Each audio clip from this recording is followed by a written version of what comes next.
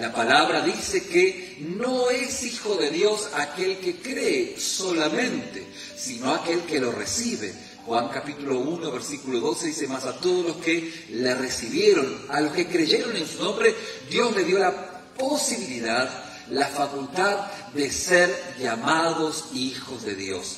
Entonces, en resumidas cuentas, son hijos de Dios aquellos que pues son guiados por el Espíritu, porque el Espíritu está en sus vidas. Es el Espíritu de Dios porque han recibido a Cristo como su único y suficiente Salvador. El Señor nos ha mirado en el orfanato de la vida y nosotros hemos mirado hacia Él, hemos extendido su brazo y Él nos ha rescatado. ¿Cuántos dicen amén? Esto es lo que dice el apóstol Pablo. Dice: porque todos los que son guiados por el Espíritu de Dios, estos son hijos de Dios, con todo lo que dijimos anteriormente. Pues no habéis recibido el espíritu de esclavitud para estar otra vez en temor, sino que habéis recibido el espíritu de adopción, por el cual clamamos: Abba, Padre.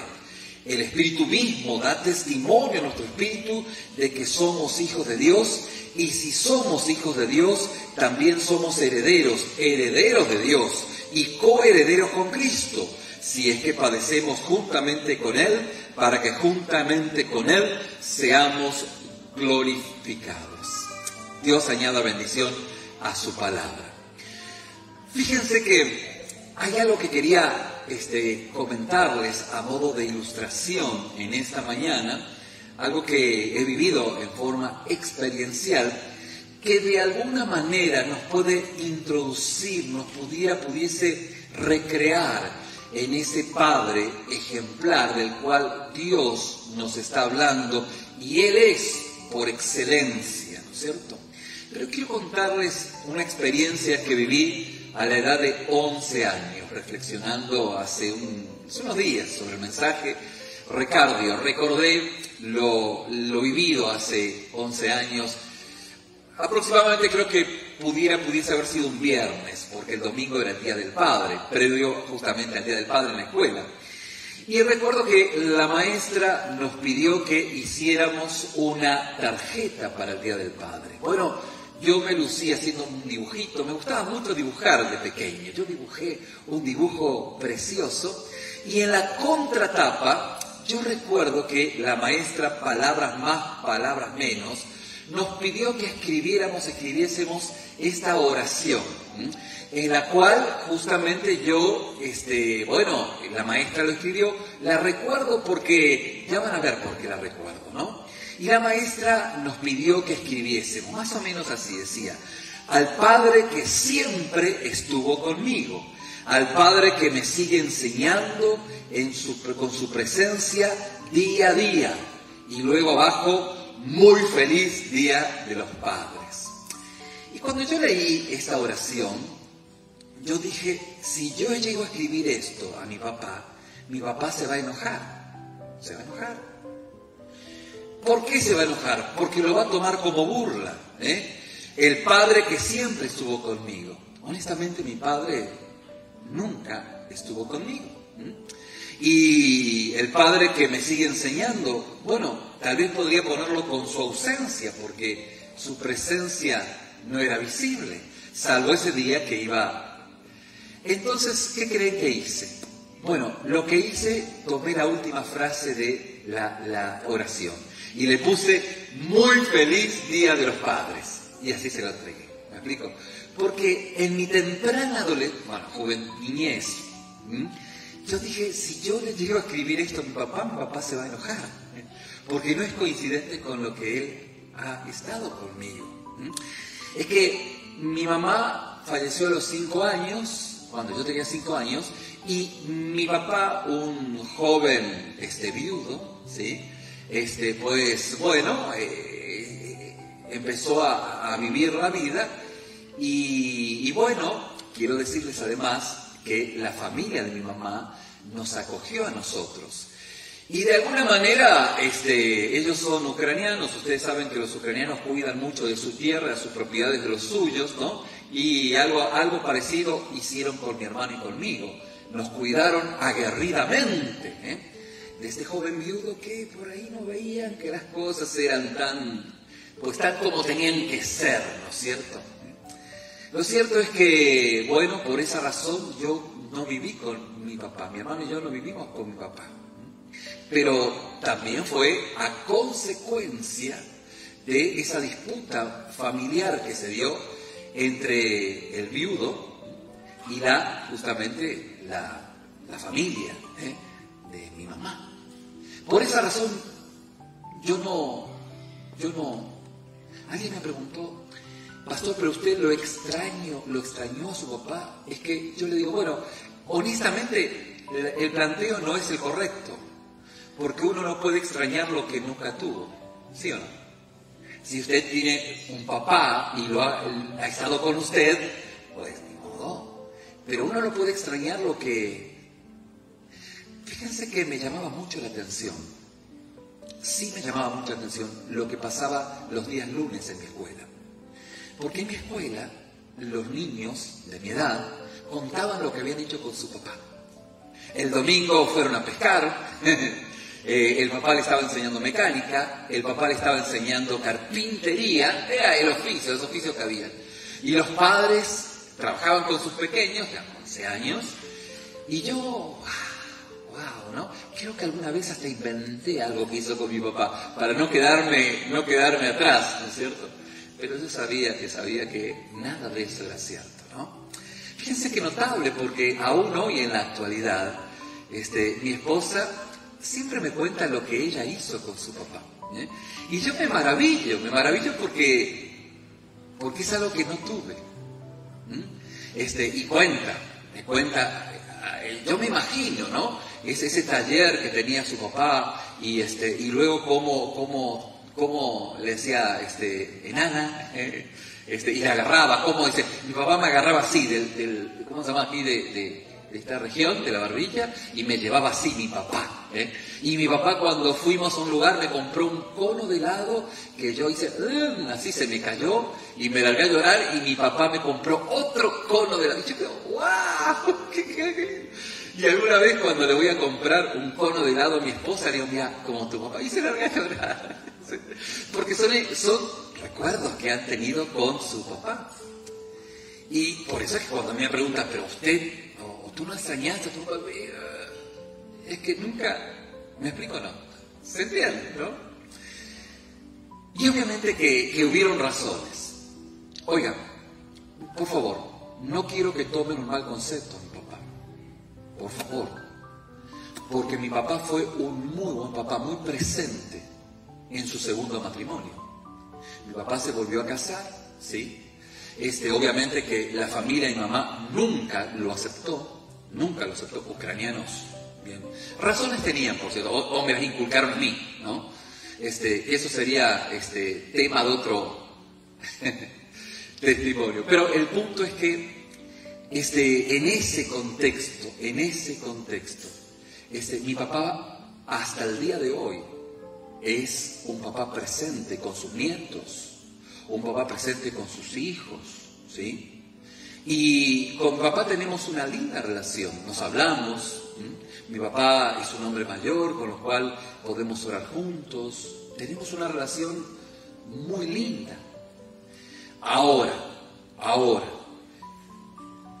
yo no puedo volver el tiempo atrás, ¿sí? Y en verdad, la verdad sea dicha, es que cuando uno es niño, a los 11 años de edad, uno no puede entender toda la crisis que viven los grandes, ¿sí o no? Todas las disputas familiares y todo lo que fuese, ¿no? Las riñas.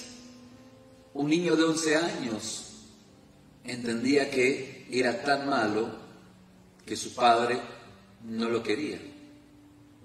Que no podía entender cómo mi papá podía ser papá de otros hijos, pero no de mí. ¿Me explico o no? Es eso lo que un niño a los 11 años entiende.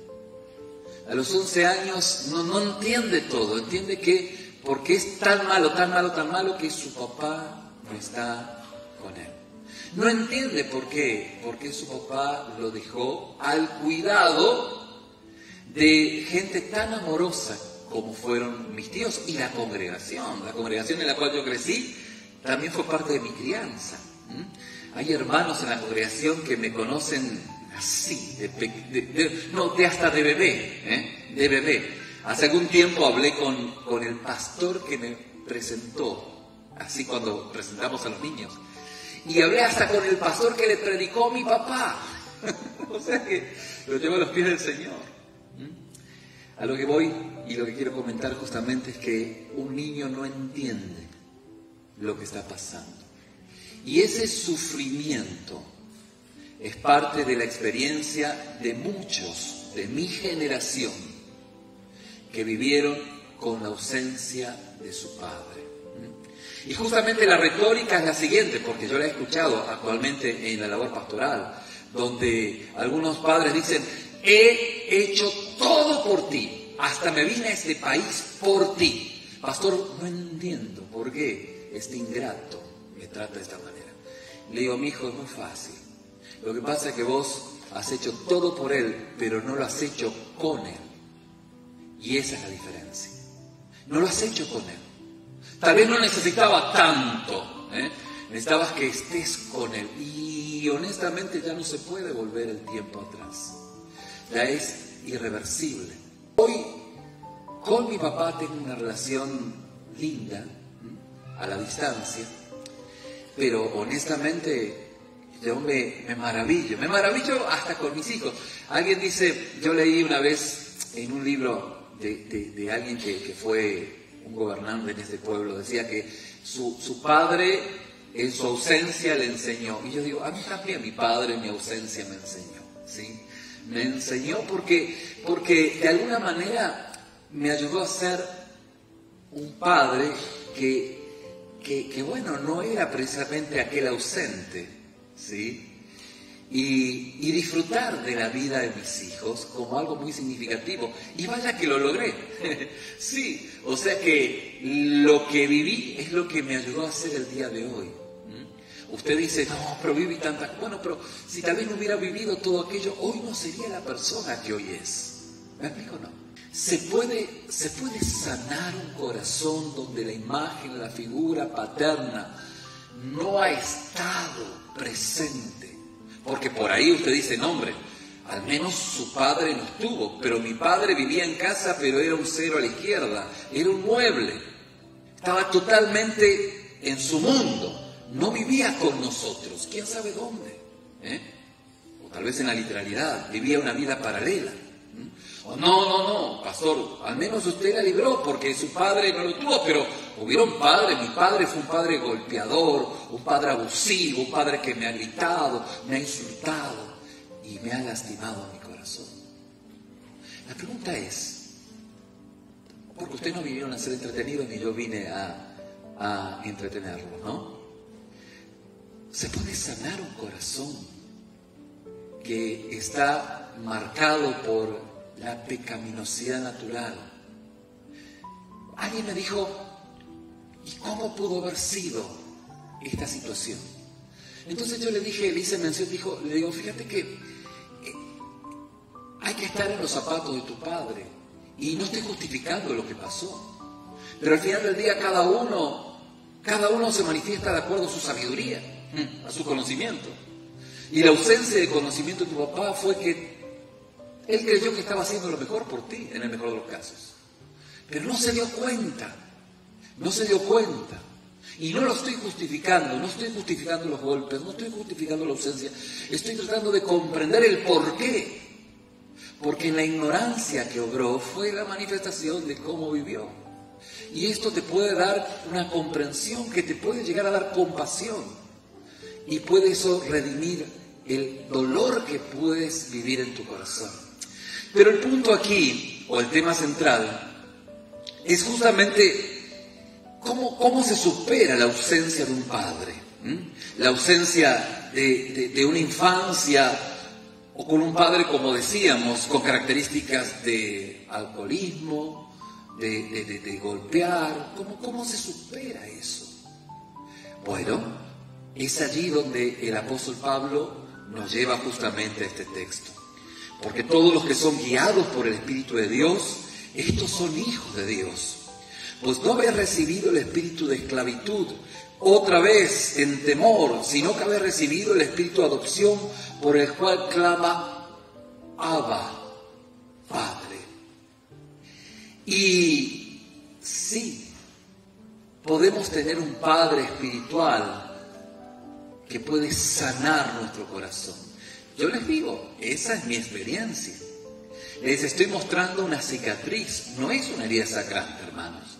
No estoy diciendo en esta mañana el pastor está sangrando por la... No, es una cicatriz, que es una cicatriz, no lo puedo negar, pero no es una herida sangrante. Es una cicatriz que evidencia el poder milagroso de Dios en nuestras vidas. Es importante conocer el significado de la palabra Abba en hebreo, más bien en arameo, Abba. ¿Y qué quiere decir la palabra Abba? La palabra Abba no tiene mucha complejidad, es muy simple. Todos los que hemos tenido experiencias al ser padres, hemos visto a nuestros niños cuando empiezan a balbucear sus primeras palabras, ¿no? Y dijimos, fíjate, yo le decía, esa niña mira, empezó a decir pa. La primera palabra que dijo mis hijas y mi hijo fue papá. Pa. Entonces mi esposa decía, no, es que está pidiendo la papa. Está pidiendo la papa. Bueno, y ahí estaba la discusión. No. Lo primero que mis hijos dijeron fue papá, ¿no? Bueno, los hebreos, cuando escuchaban a sus niños de esta misma manera, no entendían papá, entendían ba. Vieron que suena parecido, ¿no? Era la primera palabra que un niño decía en su infancia. Por eso, Abba es la primera palabra de la infancia. Podés vivir una infancia con un padre amoroso, cuidador, protector, que no te va a lastimar. Un padre que está cerca tuyo, un padre que no es abusivo, un padre que tiene las características de ese padre ejemplar que es nuestro Dios. Por esto es que es tan significativo esta paternidad espiritual. No es una paternidad en lo natural, porque ya no se... ¿Quién puede volver a ser niño? Aunque llevamos un niño dentro, ¿no es cierto? Pero sí podemos vivir esa niñez en el espíritu, siendo cuidados, siendo modelados. Porque aquel que no se hace como niño no puede entrar en el reino. ¿Y qué quiere decir esto? Bueno, hay una armonía en la Biblia. La Biblia no suelta palabras así por un lado o por el otro y no intentarla ver como... No, hay una relación. Esa relación que hace que yo pueda volver a ser un niño. Un niño espiritualmente hablando, siendo cuidado por papá, siendo protegido por papá, siendo guiado por papá. Y a veces nosotros los padres en lo natural le decimos a nuestros hijos no porque no. ¿Y qué queremos decir eso? No porque no. Es como si mi hijo como un niño de 3 años, ¿no? Si fuese mi hijo, no tiene 3 años, ¿no? Pero dice, papá, yo quiero cruzar esta calle, la Houston Avenue, ¿no? Y ustedes le dicen no. ¿Pero por qué no? No, porque no.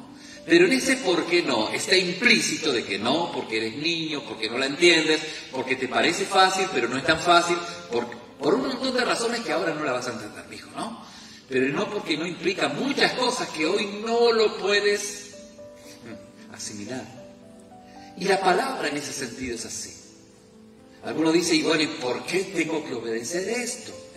¿Por qué tengo que obedecer lo otro? Bueno, porque tal vez hoy si lo preguntas es porque evidentemente no estás calificado para poder entenderlo. Pero mejor es ser obediente. Al fin del día, no he visto ningún buen padre que quiera lo peor para su hijo. ¿Sí o no? Y padre no es el padre que ha procreado. Padre es aquel que ha vivido con su hijo, ¿no? Ese es el padre, ¿sí? Ese es el padre. Y justamente en ese sentido, ¿por qué no? Es porque hoy no estás calificado, no tienes la capacidad para entenderlo, pero sé obediente. Este padre